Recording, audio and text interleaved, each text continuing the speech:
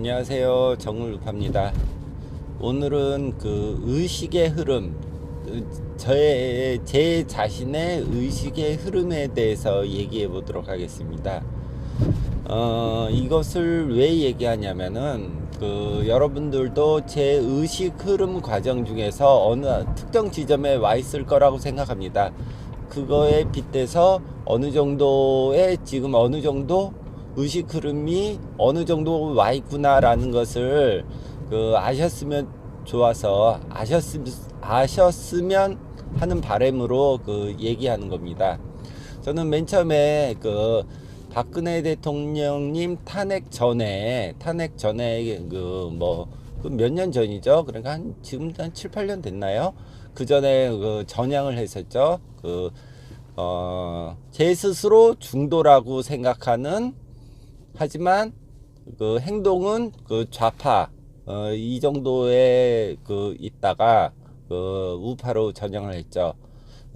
그 상황에서 제가 머릿속에 든 게 없으니까 완전 깡통이죠. 깡통이었으니까 어디선가 정보를 받아야 되는데, 그 정보를 받은 게 바로 정규제 TV입니다. 정규제 TV에서 그 정보를 받았었죠. 그 전에 토론 프로그램에서 얘기 잘하시는 분, 이렇게 해서 찾아 들어갔죠. 그래서 정규제 TV를 쭉 한번 훑어봤죠. 그 기간이 제법 오래됩니다. 그러면서 정규제 TV만 거의 봤었죠. 특별한 거 딴 거 보는 거 없었었고, 그런 과정이 있던 과정에서 박근혜 대통령님이 탄핵이 됐죠. 그래서 바로 뛰쳐나갔습니다. 거의 바로 이거는 가짜다, 우파 대통령을 지켜야 된다 라고 생각해서 거의 동시에 가짜다라는 것보다는 의심스럽다로 박근혜 대통령님 탄핵 반대 태극기 집회를 아주 극초반은 아니고 조금 있다, 인원이 필요하겠구나, 나라도 나가자, 요 정도로 나갔었는데, 그때 느꼈던 점은 이게 탄핵이 될 수도 있고 안 될 수도 있다. 하지만 힘을 모아야 되니까 모이자. 그래서 정광용 탄기국 쪽에 주로 집회에 나갔는데, 정보는 조갑제, 그때부터 유튜브 채널을 좀 다양화했죠. 정보를. 그때 유튜브가 새로 생겨나기도 하고, 저번에 우파 유튜브에 시작해갖고 제가 한 편 올렸었죠. 참깨 방송이라든지, 하여튼 그런 식으로 올렸습니다. 월드 미래판 연구소라든지, 그렇게 올렸었죠. 그래서, 그쪽에 하고, 그때부터 정보를 좀 더 다양화했었죠. 근데 탄핵이 돼버린 겁니다. 탄핵이 돼버리면서 정치인도 몇 명 왔었는데, 근데 태극기 집회를 힘을 못 가져가더라고요. 이게 뭔가 그랬었죠. 뭔가 의심이 굉장히 뭐지? 의심이 굉장히 많이 들었습니다. 의심이 굉장히 많이 들었고, 왜 이 태극기 집회가 이 정도가 규모가 되는데 왜 아무도 이 세력을 못 가져갈까? 그게 첫 번째 들었던 의문이고, 두 번째는 탄핵이 결정되는 걸 보면서 언론, 사법, 행정, 대한민국의 권력은 다 빨갱이화가 됐구나, 좌파 세상이구나 라는 것을 그때 깨달았습니다. 그때 깨달아서 그 후로도 태극기 집회를 제법 다녔죠. 1년, 2년. 그러면서 그 당시에 대한애국당도 들어갔었고, 저는 새누리당 시절부터 시작됐습니다.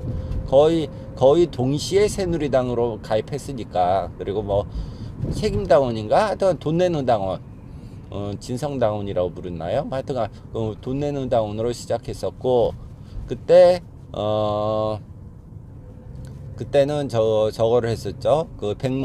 백모에도 후원하고, 백모에도 어느 정도 일정에 후원하고 그리고 뭐 새누리당도 당원으로 가입돼 있었고 그 정도로 하면서 이게 왜 힘을 못 가져가나라는 의심이 있었고, 다른 하나는 이렇게 뭐 누구한테 힘을 몰아줘야 되는데 그 대상 자체가 없으니까 굉장히 낯설었습니다. 굉장히 낯설었습니다. 우파엔 이렇게 인물이 없나. 인물난에 속했었죠. 인물난에. 그러면서 대한 그 태극기 집회도 막 찢어지고, 물론 새누리당 쪽으로 거의 아주 많이 옮겨갔기 때문에 그쪽에 있다가 김정민 박사님도 가끔 봤었죠. 가끔 봤었는데 그러다가 인물이 너무 없다. 어쨌든 인물이 너무 없다라고 해서 굉장히 그 의아심, 그러니까 좀 안타까워했습니다. 여기서 무슨 문제를 제가 겪었었냐면 원망도 참 많이 했습니다. 원망. 이 시대에 왜 이렇게 그 우파적인 목소리 내는 사람이 없으며 왜 그 중심에 그 우파적인 그 지도자가 없느냐, 뭐 이런 나라가 다 있느냐라는 그 원망을 많이 했습니다. 원망, 정말로 원망을 많이 했습니다. 그 태극기 집회 다닐 때요. 태극기 집회 다닐 때 많이 원망했습니다.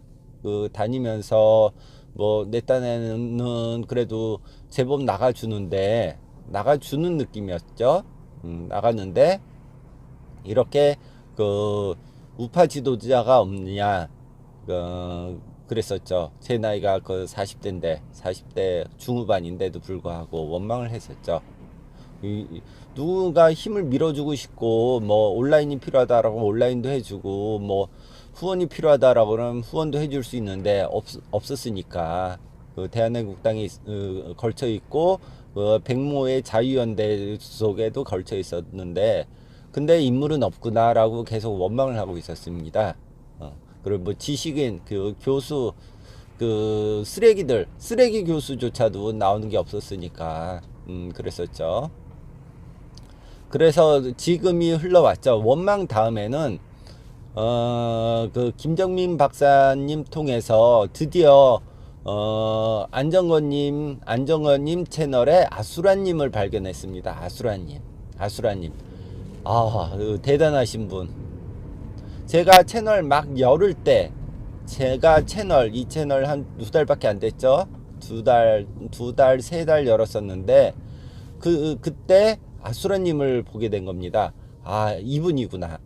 이분이다라고 생각하면서, 저는 이분 쫓아다녀야겠다. 아수라님 쫓아다녀야겠다라는 생각을 해서 그냥 통째로 다 받아들였습니다. 모두 다 접고, 그 전에 있던 내 상식들, 별로 중요하지 않다라고 그러면 다 접고 아수라님 식으로 생각으로 다 받아들였었죠. 거의 그 주장을 반복하고 있죠. 지금도 받아들여서 이분 밀어드려야겠다. 근데 지금 그 채널이 폭파돼 갖고 뭐 딱히 드릴 말씀은 없고, 그래서 지금은 밀어드려야겠다, 그 정도 느낌으로 가지고 있고, 물론 지금은 그 백모랑 손절했고, 그 백모란 교육 사업 때문에 손절했고, 그리고 대한애국당은 그 아수라님의 그 친중 주원진 고편으로 인해서 그쪽도 손절했고, 그래서 지금은 그 김정민 박사님이랑 그 안정원님 쪽에 아주 자그만 지원하고 있죠. 지원하고 있는데, 그러면 지금 제 입장은 뭐냐? 지금 제 입장은 작은 길이라도 제가 열어드리자. 아주 바늘구멍만한 길을 열어놓자라는 제 지금 입장입니다. 뭐냐면은 제가 그 전에도 극우편 한번 다뤘었고, 이틀 전에는 그러니까 히틀러 편 잠깐 다뤘었고, 아주 바늘만한 구멍을 내놓자, 우파 내에서. 어차피 전 조회수가 높지 않기 때문에 그 제목이라도 그 바늘만한 구멍을 내놓으면은 다른 분들은 그 구멍으로, 젊으신 분들은 그 구멍으로 좀 들어오시기 좋지 않을까. 왜냐하면은 제가 40대를 아기 세대라고 부르는 입장에서 빨갱이의 그 주축이죠. 40대가 빨갱이의 주축 세대로서 좀 많이 미안합니다. 왜 미안하냐면은 그 전에 원망을 했다고 하지 않았습니까? 그게 제 잘못이더라고요. 제 잘못.